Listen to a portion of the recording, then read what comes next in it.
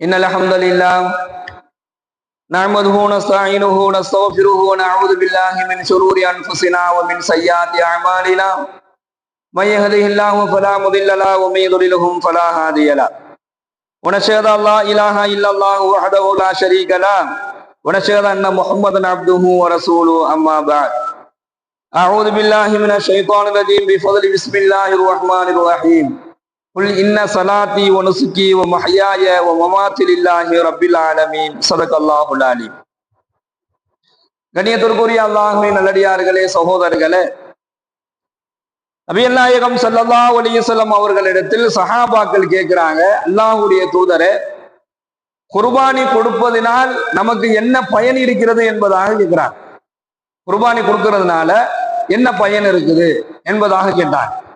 அதுக்கு ஸல்லல்லாஹு அலைஹி வஸல்லம் அன்னவர்கள் அதற்கு உண்டான குர்பானி கொடுப்பதின் மூலமாக ஏற்படக்கூடிய பயன்களும், குர்பானி கொடுப்பதின் மூலமாக குர்பானி கொடுக்கும்பவருக்கு அல்லாஹ் வழங்கக்கூடிய நன்மையும் எவ்வளவு முக்கியத்துவம் வாய்ந்தது என்பதை பற்றி சொல்லும் பொழுது பி குல்லி ஷஅரத்தின் ஹஸனத்தன் என்பதாக சொன்னார். நீ எந்த பிராணியை அறுத்து நீ குர்பானி கொடுக்குறியோ அந்த பிராணியினுடைய உடலில் இருக்கக்கூடிய ஒரு ரோமத்திற்கும் அல்லாஹ்விடத்துல உனக்கு நன்மை உண்டு என்பதாக பெருமானார் ஸல்லல்லாஹு அலைஹி வஸல்லம் அவர்கள் சொன்னார்கள். ஒவ்வொரு ரோமத்திற்கு பகரமாக உனக்கு நன்மைகள் எழுதப்படுகின்றன என்பதாக சொல்றார். இப்னு மாஜாவுல 3127வது ஹதீஸாக இது இடம்பெறும்.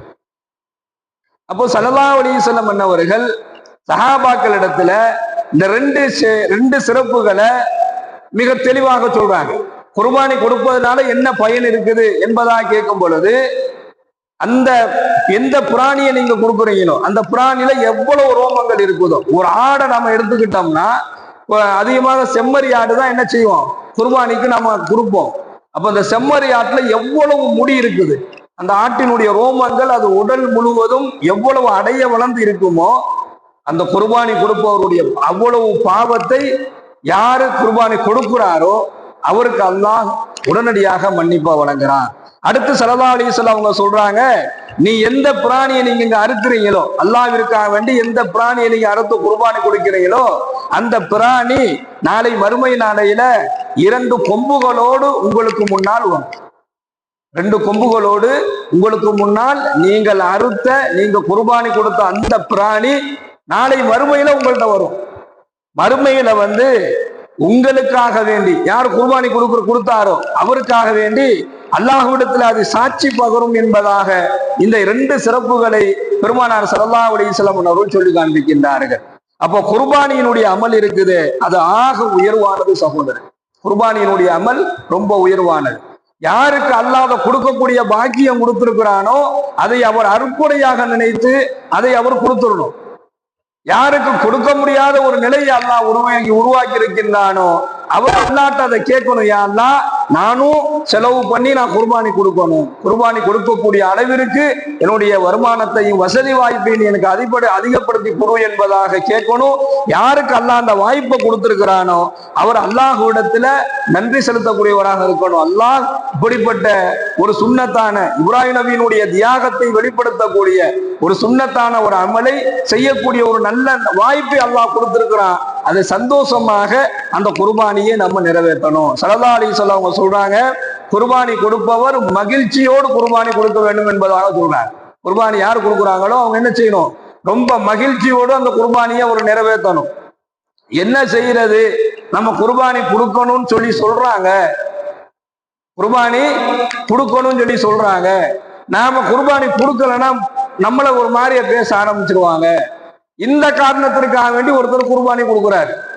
அதே போன்று பெருமைக்காக வேண்டி என்ன செய்யறாரு, ஒருத்தர் குர்பானி கொடுக்கிறார், ஒருத்தர் புகழுக்காக வேண்டி குர்பானி கொடுக்கிறார். எப்படி ஹஜ்ஜும் உம்ராவும் பெருமைக்காக வேண்டியோ மக்கள் பார்க்க வேண்டும் என்கின்ற எண்ணத்துல செஞ்சால் அல்லாஹ் அங்கீகரிக்க மாட்டானோ அதே போன்றுதான் குர்பானி. குர்பானியே சலிப்படைந்து கொடுக்கிறதோ இல்ல என்ன செய்யறது, நாம கொடுக்கலன்னா அக்கம் பக்கத்துல உள்ளவங்க இவ்வளவு பெரிய பணக்காரனா இருக்கிறான் குர்பானி கூட கொடுக்க மாட்டேங்கிறானே அப்படின்னு சொல்லி சொல்லுவாங்களேங்கிறதுக்காக வேண்டி குர்பானி கொடுக்கறது.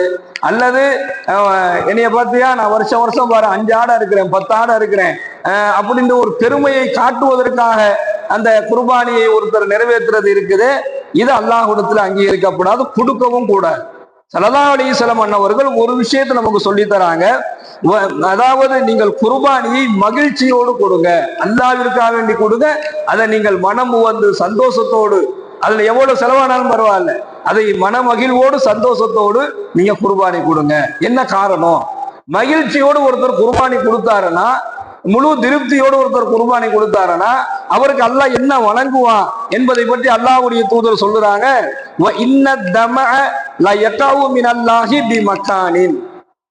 அந்த குர்பானியை அறுக்கிறாங்கல்ல, அந்த குர்பானி அறுக்கக்கூடிய அந்த பிராணியினுடைய ரத்தம் இருக்குது,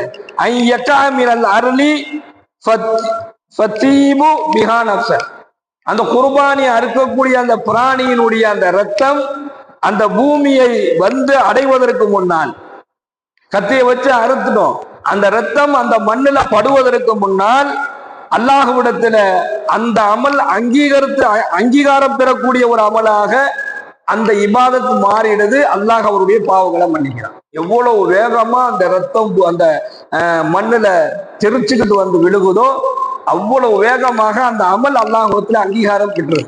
அப்ப என்ன அர்த்தம்? அதை அல்லாஹ் அங்கீகரிச்சுட்டானா அதற்கு பகரமாக அவருடைய பாவங்கள் மன்னிக்கப்படுகிறது என்பதாக நபிகள் நாயகம் ஸல்லல்லாஹு அலைஹி வஸல்லம் சொல்றாங்க. எனவே நீங்கள் மகிழ்ச்சியான முறையில, மகிழ்ச்சியான எண்ணத்தோடு, சந்தோஷத்தோடு நீங்கள் குர்பானி கொடுங்க. திருமதியில 1493வது இலக்கமாக இந்த ஹதீஸ் இடம்பெறுது. ஏன்னு சொன்னா அல்லாஹ் விரும்பும் மிக உன்னதமான இபாதத் குர்பானி. ஹசன சுன்னத்த அபீக்கும் இப்ராஹிம், ஹஜ்ரத்னா இப்ராஹிம் நபி அலைஹிஸ்ஸலாத்து வஸ்ஸலாம் அன்னவருடைய வழிமுறை என்பதாக ஸல்லல்லாஹு அலைஹி வஸல்லம் சொல்றாங்க.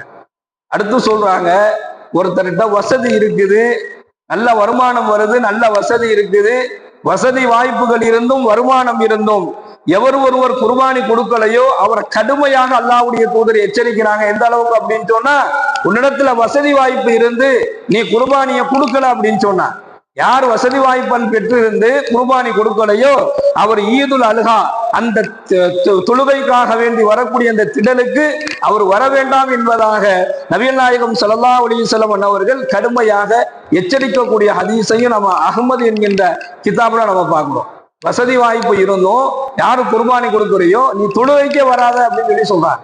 அல்லாஹ்வுடைய தூதர் சொல்றாங்க, தொழுகைக்கு அவர் வர வேண்டிய அவசியம் இல்லை. அப்ப என்ன அர்த்தம்? ஈதுல் அல்ஹாவுல அல்லாஹ் விரும்பக்கூடிய ஒரு செயலாக துல்ஹஜ் பிறை 10வது நாள் அல்லாஹ் விரும்பக்கூடிய ஒரு அமலாக குர்பானி இருக்குது.